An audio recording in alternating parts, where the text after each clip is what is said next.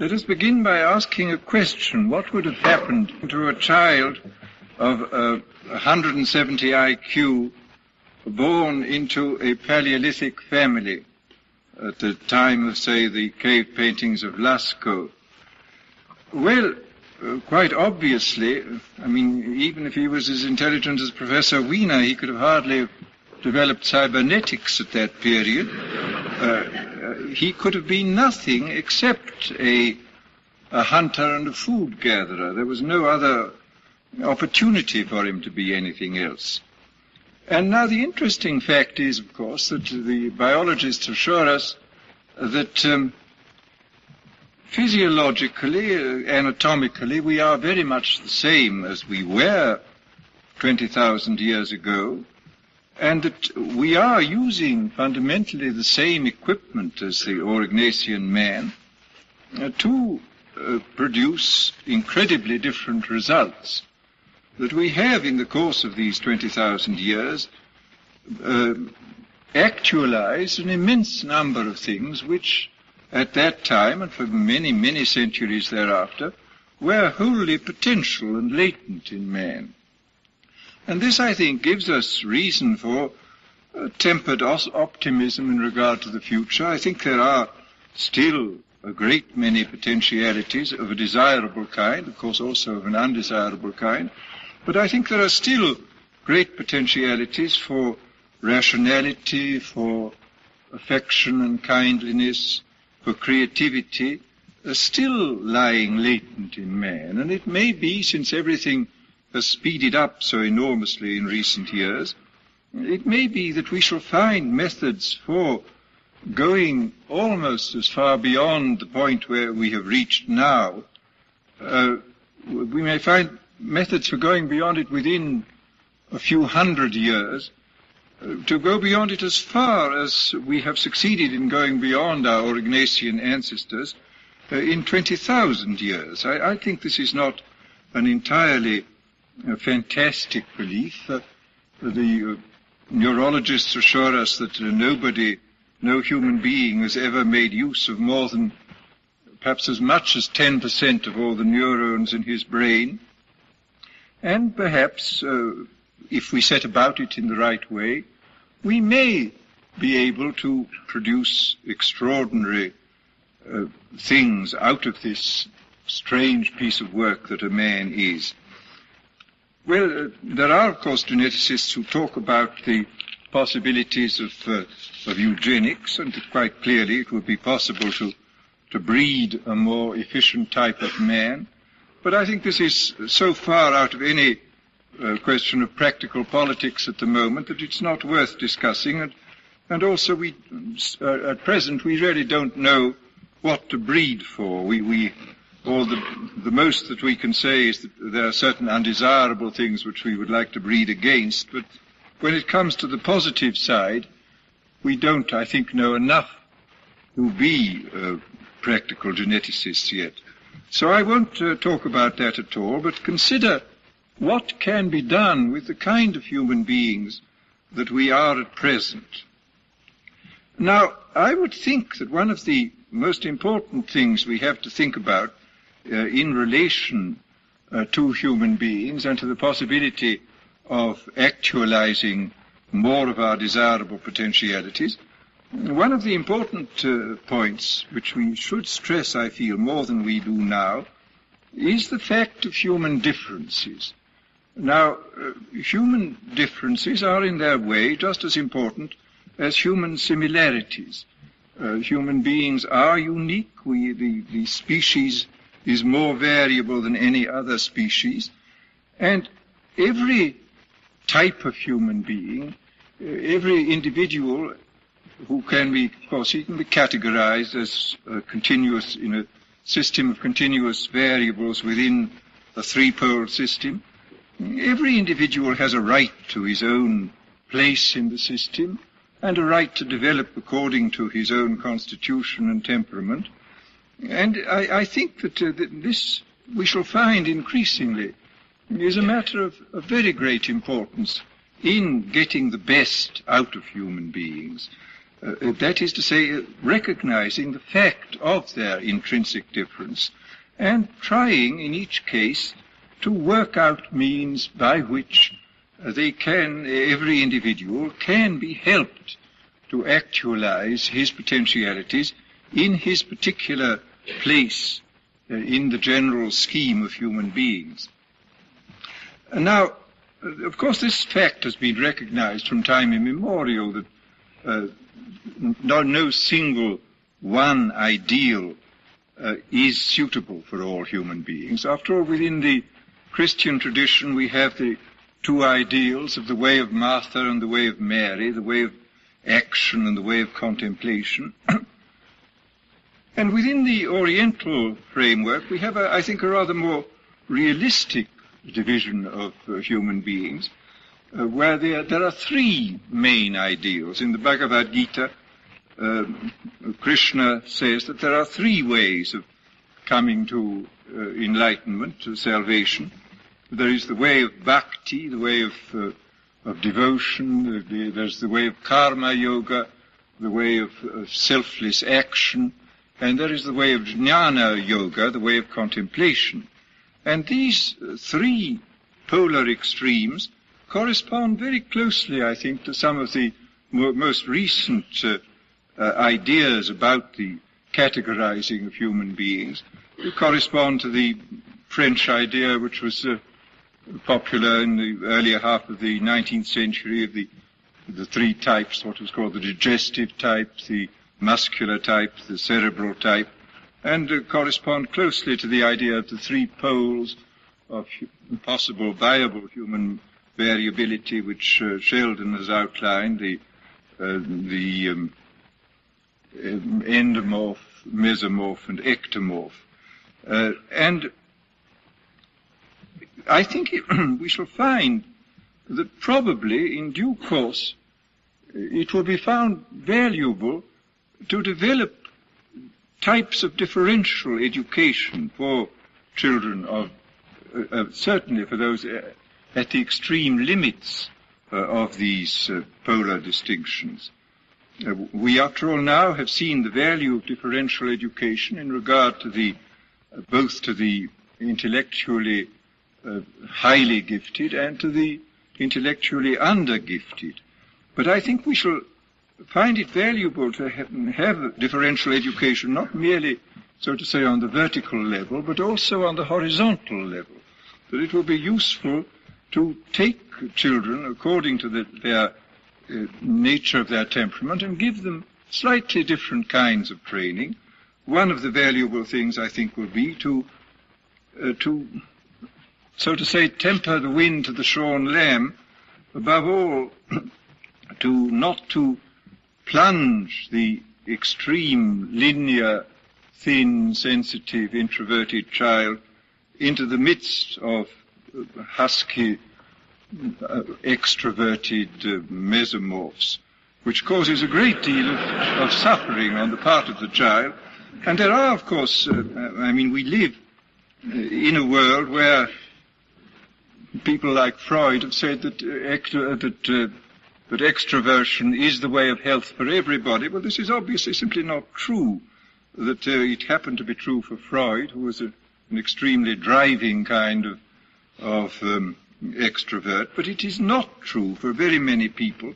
And in fact, we see throughout civilization, various histories of civilization, that extremely ingenious devices have been made, for protecting the introvert from his too violent fellows, and also for finding means for providing safety valves and outlets for the violent people, aggressive people, without their doing too much harm to other people. After all, the whole monastic system was, in a sense, a device for saving the valuable introverted people from too much contact with the feudal classes, and devices like the Teutonic Knights and the Templars were methods for canalizing these tremendous aggressive energies of these types of people into ways which, though they might be harmful for infidels, were not harmful for their own societies. And these were very ingenious devices, which I think we can certainly profitably imitate in our own way. Now, before I go on to the problems of education, I would like to talk about some ways of developing, of actualizing desirable potentialities, which may have nothing to do with education at all. These are the ways which are essentially chemical and pharmacological. 2 or 3 years ago, it was announced that the Russian Academy of Sciences was engaged on a 5-year plan to try to improve intellectual efficiency by pharmacological means. Now, this sounds a little fantastic, but I have talked to pharmacologists about this matter, and a number of them say that it's probably quite possible, that it may be possible to, by pharmacological means, which will do no harm to the organism as a whole, to increase the span of attention, to increase the powers of concentration, perhaps to cut down on the necessity for sleep, and various other things, which may lead to a very considerable increase in general mental efficiency. Seeing the extraordinary rate at which pharmacology is advancing at the present time, I would not be at all surprised if within the next 10 or 20 years something of this kind did become possible, and that it may be conceivable that people will be made mentally more efficient by pharmacological means. But then there is another possibility, which is this, that somebody may discover a really good euphoric, something which will make people feel happy without damaging their physical organism. Well, psychologically, we know what the two best conditions for effective accomplishment are. The most favorable condition is crisis. People in crisis will do the most extraordinary things, but you can't keep up crisis. The whole essence of crisis is it lasts for a very short time. If it lasts for too long, then it becomes excessive strain and people break down under it. But the other condition under which people function at a very high level in general is a condition of happiness. People who are contented and happy, I think that it very frequently happens, I think, that this mood of happiness, so to say, lowers the barrier between the conscious and the pre-conscious self, between the ego and the creative powers, and permits the person to do more and better than he would have if he had not been happy. And also, there are other points here. I think that we may find that if we have a good and completely harmless euphoric, that actually people may be more moral. Bertrand Russell has pointed out frequently that contented and happy people are generally much more virtuous and kindly than unhappy people. And that here again we may see in an indirect way this, the pharmacological advances contributing to the realization, the actualization of desirable potentialities. Well, now let's come to the problem of education. Here, of course, the thing which, of course, is a burning question here at MIT and, of course, at many other places of higher learning is the problem of scientific specialization and what is to be done about it. But we cannot, quite obviously, we cannot escape from specialization. And the problem is, how is it to be offset and mitigated? How are the undesirable effects of extreme specialization to be avoided?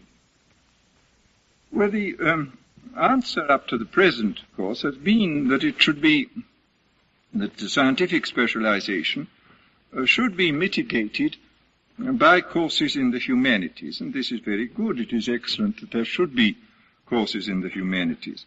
But when we examine the matter a little more closely, we find that, after all, courses in the humanities are courses in the world of symbols, of language, so that man, as I've kept on repeating in these lectures, is an amphibious creature, and among the worlds in which he lives, the disparate worlds which he inhabits, are the worlds of immediate experience, more or less immediate, and the worlds of symbols and language.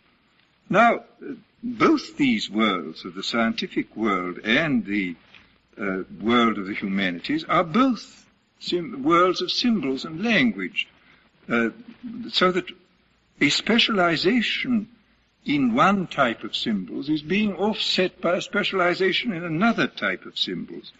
So that I think we find here that this is finally not very satisfactory, that what we need perhaps is some kind of mitigation of all this symbolic specialization in symbolic subject matter by some kind of direct training of the mind-body, which has to use the symbols and do the living and form concepts and thoughts. And this, it seems to me, is one of the major problems which confronts us. How are we to find a method of teaching people, so to say, the non-verbal humanities, in some way to counteract the excessive specialization on the level of symbols, both in science and in the conventional liberal arts courses. And incidentally, it's interesting to reflect that the liberal arts of the medieval curriculum were all, with the exception of astronomy and music, were all verbal arts. They were all concerned with words, and even music was treated as a science rather than as a pleasure and an emotional appreciation. And of course, astronomy was also highly abstract and moralistic, so that almost the entire curriculum in medieval times was fully devoted to the verbal training on the level of symbols. And we still inherit this. I mean, we are, I think, a good deal better than the medieval people were in regard to training outside the world of symbols, but we haven't, it seems to me, yet gone far enough in this direction. And here I would like to quote again something which I quoted before. This is a remarkable phrase of Spinoza's, where he says, teach the body to become capable of many things. In this way, you will perfect the mind and permit it to come to the intellectual love of God. But this is, the more one reflects on this phrase, the more remarkable it is. And this, I would say, it would be the kind of slogan, so to say, the kind of first axiomatic statement of what this type of non-verbal education should be. Well, now let's consider the ways in which we could apply this kind of non-verbal humanistic education to human beings. First of all, we would start, I suppose, with perception, which is completely basic to all intellectual life. I mean, I think all good thinking, good feeling, good willing are finally dependent upon good perception. And we do remarkably little, I think, in the way of training the perceptions. We do something in the realm of music, we do quite a lot in the realm of music. We don't do very much in regard to the other special senses. We don't do very much, I think, in the realm of seeing, which is probably is the most important area of perception, the one which we make use of the most. And there is plenty of work which has been done, which indicates that a proper training in the perceptions, a training above all in seeing, can be of great value to people. It can be used to help the human being in all kinds of ways, to make the body more capable of many things. And I would like to make a short digression, because I've forgotten a point here which I think is important to make, that this type of special training of the non-verbal humanities, the training of the mind-body, is probably particularly important at this time, when advancing technology has made a great many of the skillful uses of correlated hand, mind, and eye unnecessary. If you look at what we used to be called masterworks, which were the works, masterpieces, a masterpiece was a piece of work done by an apprentice to prove that he had learned everything that was to be known about his trade and was fit to become himself a master. Well, the interesting thing about all these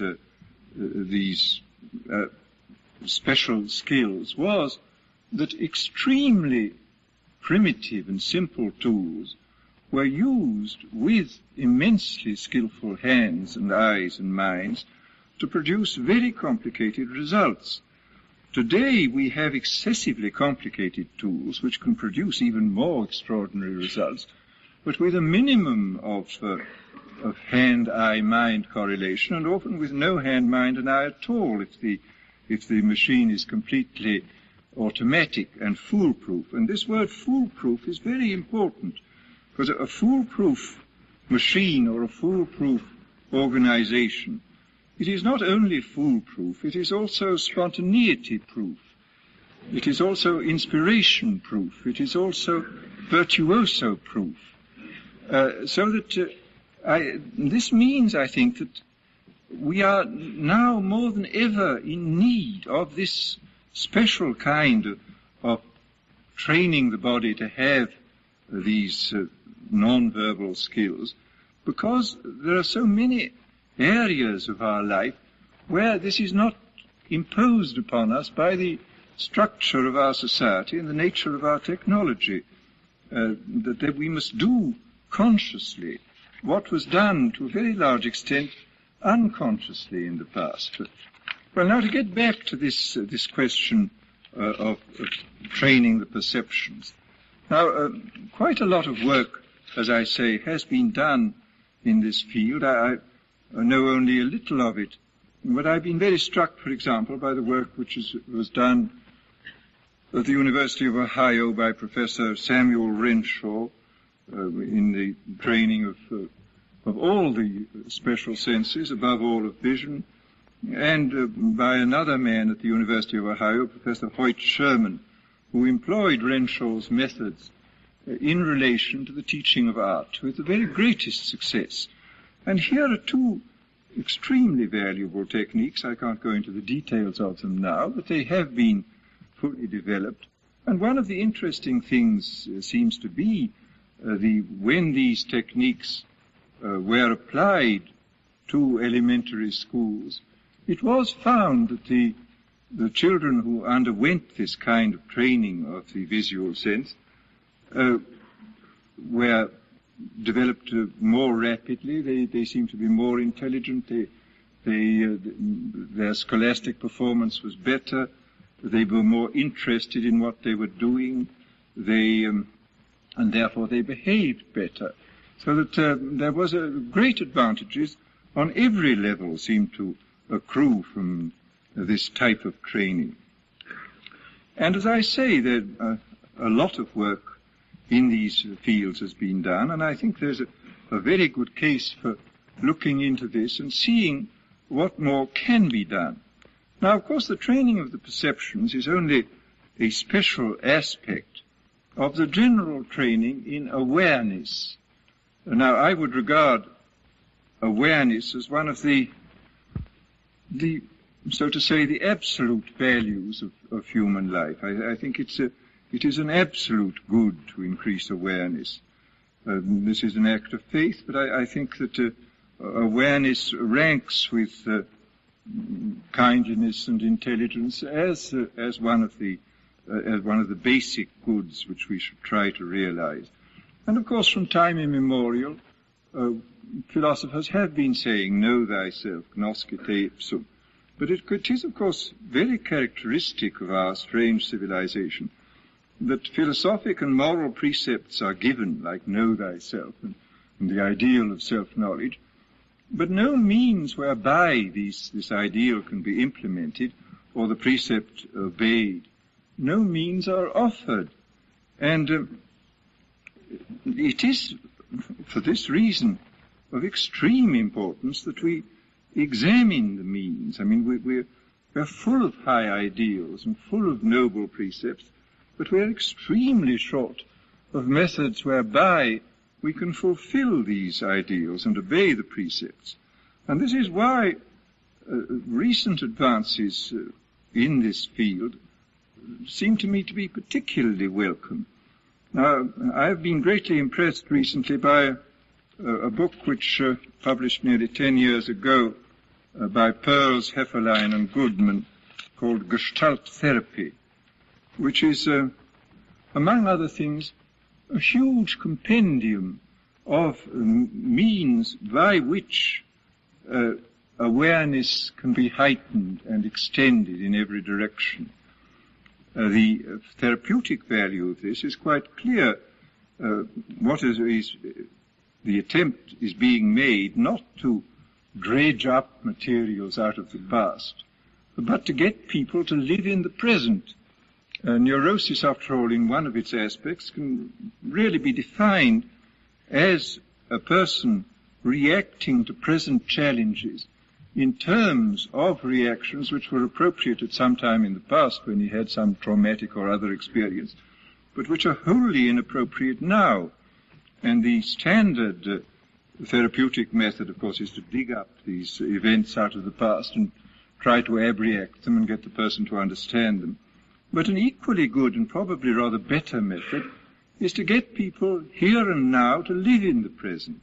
And this is precisely what the Gestalt therapists are trying to do. They propose any number of very interesting exercises for increasing the people's awareness of the here and now, of events outside themselves, events going on within their bodies, the nature of their fantasies, their wills, and so on. Now, this, of course, is by no means an entirely new discovery. It's interesting to note that one of the most successful therapists, a man with a European reputation while he was working, he died in 1925, was the Swiss psychotherapist Dr. Vitos, whose methods were essentially the same as those of the Gestalt therapists. He treated neuroses, and he treated them, by all accounts, even more successfully than the majority of his fellows using these other dredging in the past methods, simply by getting people to be aware of what was going on outside them, what was going on within themselves, of being aware of such a simple act as raising the hand, for example, being aware of external things in a completely receptive way, with a minimum of imposition of ideas upon them, but what he encouraged above all in the matter of perception was this matter of pure receptivity. And he did this not merely as a therapeutic method, but he did it also as a way for increasing the enjoyment of life, for teaching people to live better and more satisfactorily. I mean, he summed up his philosophy in these words: when you have learned to become more receptive, you will have a greater enjoyment of life, and everything will interest you more.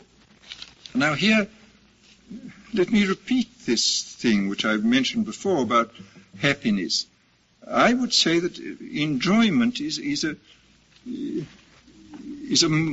categorical imperative, in this sense that if we can be interested in things and enjoy them, we shall be freed from many of the temptations of delinquency. Here again, Russell has underlined the fact that this chronic boredom in which so many people live certainly encourages too small-scale delinquency, and probably also even encourages the fact that people still tolerate the idea of war, because war is so exciting that it's an immense relief from the boredom of ordinary life.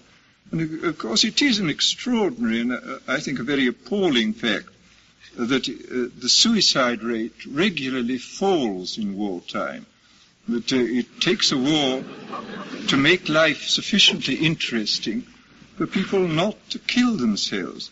And this happens even in neutral countries which are not at war. I mean, people are so interested to see what tomorrow's paper will contain that they delay or put off completely their ideas of suicide. And it's a terrible thing that it requires a war to make life seem worthwhile and meaningful to immense numbers of people for whom the ordinary humdrum life of peace seems unutterably boring, and who therefore require some kind of delinquency to liven things up. And I think Vitos is probably right that if one has been trained to become intensely aware receptively of the world and of what is going on, life becomes extremely interesting, and that many things which seem very dull are seen to be exciting and beautiful. And this I do think is a very important point. Well, there of course are other areas in which awareness can be trained. I think the whole area of imagination is one which we do very little to train now, and it is an area of immense importance. Very valuable work has been done in this field by Herbert Reed in his Education Through Art. This is a very remarkable book which shows how the faculties of imagination can be trained in such a way as to foster the creativity of the person who trains them. And in Gestalt therapy, we find many recipes for the training of the imagination. And there are a number of other books that I happen to have read. I'm sure there are many more that I haven't read. I know an excellent little book, for example, for the training of the imagination of children. It's called Imagination Games by a man called DeMille, which is extremely useful as showing, first of all, how to get children to use their imagination to get more fun out of life, but also, what is very, very valuable, is to show them how to use their imagination in a preventive and therapeutic way, so that they can get out of all kinds of obsessive and painful situations. I mean, for example, a simple device would be, in relation to some grown-up of whom they're frightened, where they can use their imagination in such a way that they can make this grown-up in their fancy perform ridiculous acts, climb on trees like monkeys. They can multiply them, have 20 of them dancing a jig. They can finally throw them into the sea in their imagination. And this is a very valuable procedure which will certainly help a great many children to get out of many of their fears. And in the same way, in Gestalt therapy, there are many exercises of the imagination designed precisely to decondition oneself, to get out of the obsessive ruts which we tend to have been pushed into by our education. And this is an immensely powerful instrument which can be used to help us in innumerable ways. Well, then let me very briefly touch on another exercise, another technique of awareness, which is a technique which John Dewey greatly recommended. It is a technique devised by the late F.M. Alexander, which is a technique of being aware of what Alexander called the use of the self, of being aware of the wrong use of the self, and of taking lessons in the right use, which, again, is too complicated to describe at length. But Dewey was so convinced of its enormous value that in one of the prefaces that he wrote to Alexander's books, he says that Alexander's technique is to education what education is to life in general. It proposes an ideal and provides means whereby that ideal can be realized. But this is obviously extremely high praise. And yet the extraordinary fact is that although Dewey has had an immense influence on education and the minds of educators in general, nobody has paid the slightest attention to this, and that Alexander remains almost unknown. I'm glad to say there is in this area a tiny oasis of Alexanderism at Tufts University, and where some quite interesting research, very interesting research, is going on in relation to his work. But it seems very strange that a method so highly recommended by this man who, after all, produced a revolution in education, John Dewey, should have been so totally neglected. Now, finally, before I leave this subject, let me say that I've mentioned the Gestalt therapy and the work of Vitos in our century, but actually, of course, these kind of techniques go back to an enormous distance into the past, above all in Oriental literature.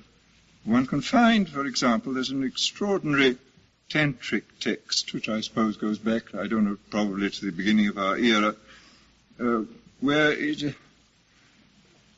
the text is introduced by a kind of interview between Shiva and his divine consort, Parvati, the goddess. And the goddess asks him, what is the secret of your kind of enlightened consciousness? And he answers by giving her a list of 118 exercises in consciousness, which will help to go forward into this ultimate transforming consciousness. They are exercises in psychology for the purpose of developing the end products of what Kumaraswamy called autology, the science of the self with a large S, the science of the pure ego, the science of the Atman. And in these exercises, which outline methods for becoming conscious of every type of human activity, even down to sneezing and eating and going to sleep, he suggests, so he anticipates almost everything that Vitos and the Gestalt therapists have done, and it provides a sort of complete curriculum, actually, this of what can be done in this field for developing the mind-body, for teaching the body, or we should better state the mind-body, to become capable of many things, as Spinoza put it. Well, now we have to go on to a very important point, which is the problem of actualizing benevolence, actualizing love and kindliness, and if possible, preventing the opposites from being actualized. This, of course, is one of the major problems which has always confronted every society. How do we encourage love and benevolence, and how do we prevent these impulses to violence and brutality from breaking out and doing their appalling harm? Well, here again, it's interesting to find that whereas all the great world religions have inculcated love and kindliness and benevolence, virtually none have provided means whereby these qualities can be actualized, can be built into the child. And it's a very curious fact that it has remained for an extremely obscure, very savage tribe in New Guinea, a tribe described by Margaret Mead, to develop an extremely effective method for building an attitude of love into the child during infancy. Margaret Mead describes these methods of the Arapesh.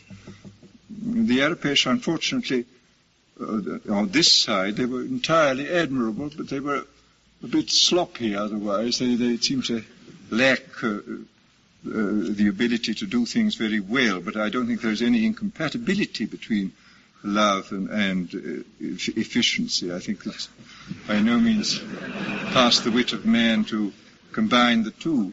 But the methods which she describes are extremely interesting. The infant is held by its mother. While it is being nursed, she talks to it, plays with it, caresses it, and periodically brings the child into physical contact sometimes with other members of the family, other members of the tribe, sometimes with the domestic animals, and always murmuring as she does so the word good, good. Well, the child doesn't understand it yet, but of course the tone means something, and when the child learns to speak, the significance of the word good will enter its mind, and a real conditioned reflex of an extraordinarily valuable nature will have been built up. And Margaret Mead records how extraordinary it was to discover these children, these Arapesh children, would naturally be alarmed when she came into the hut. I mean, she was of a different color, she was dressed in a wholly different way, she came from somewhere right outside the tribe.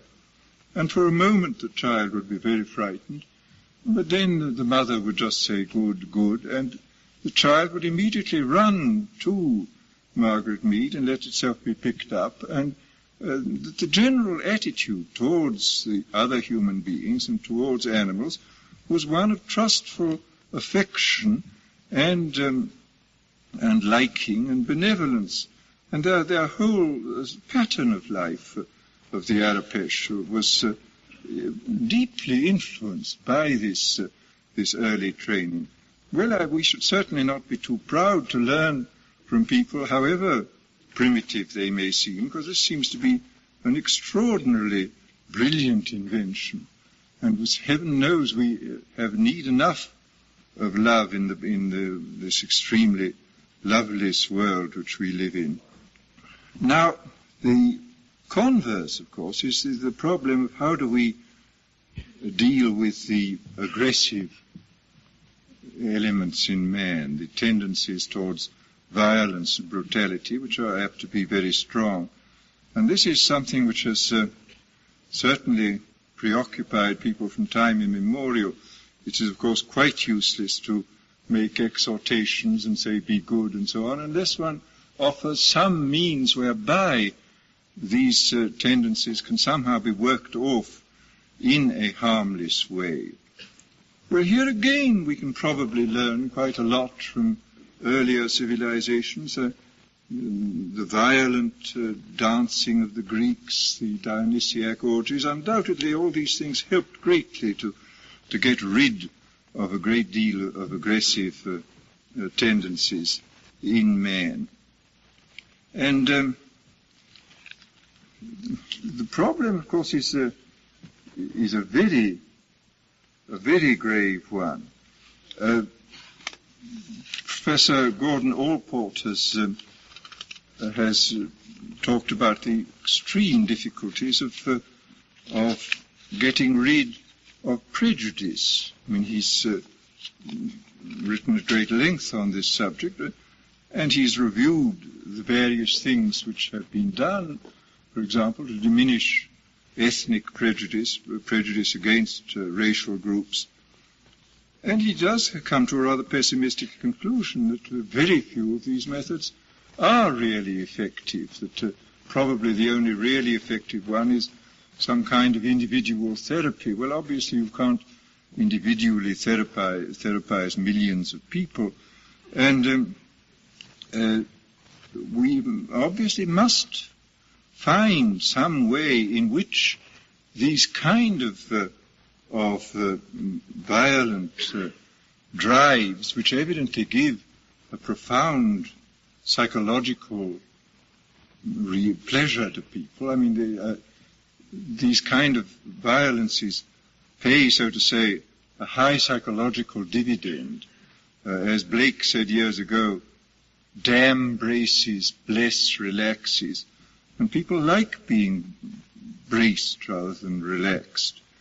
And there is a real satisfaction to be got out of this, I mean, which we understand now quite well what the physiological basis of this is, that there is a release of the adrenaline, which many people find very satisfactory in fairly small quantities. I mean, I think there are many people who are genuine adrenaline addicts, that they fly into a rage and do very violent things because they get a real kick out of it. And we have to discover ways by which this kind of desire for having lots of adrenaline can be got rid of. In the past, after all, it was all very simple because we lived in an extremely dangerous world, running away from animals, running away from other savage men, and we got rid of our adrenaline in that way. But in a world where everybody is virtually sedentary, people are sitting in cars on foam rubber, this presents a very, very serious problem, and we quite clearly have to discover ways by which this kind of physiological product of violence, which is also a cause of all kinds of evil tendencies, can be worked off. Now, years ago, William James wrote an essay which is still very interesting, called The Moral Equivalence of War, where he laid out some ideas for finding some kind of equivalence and which would satisfy people instead of war. But his suggestions, I don't think, go nearly far enough. And I think unquestionably we have to work out a great many new devices for getting rid of these dangerous and disturbing factors in man. As I say, I think there are plenty of precedents in earlier civilizations, some among primitive people, some among quite highly civilized people, which we could probably examine and reinterpret in the light of what we now know about the hormones and other physiological aspects of the body. And I think it is perfectly possible that we could develop means whereby a lot of what seem to be now quite normal drives towards violence and cruelty could be got rid of without doing much harm to other people. Well, I think I've said enough to show that there is a great deal to be done that I've naturally been able to touch only on a few aspects of this enormous subject. But I think I've said enough to show that there would be a very good case for a systematic examination of these various fields I've touched upon, and no doubt of other fields too, to see where we could find material which would be of value to us in this task of realizing desirable potentialities.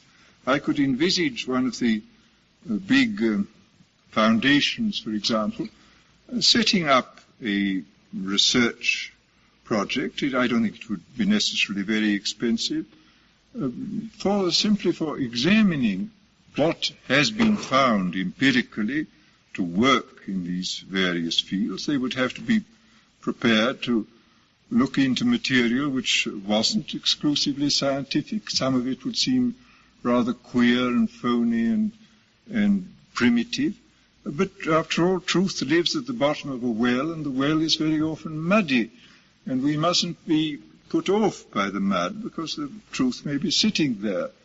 And my own feeling is that if this were looked into, if all the empirical findings were found, if the general principles underlying the findings were determined, because undoubtedly there are general principles underlying these different methods of helping people to realize their potentialities.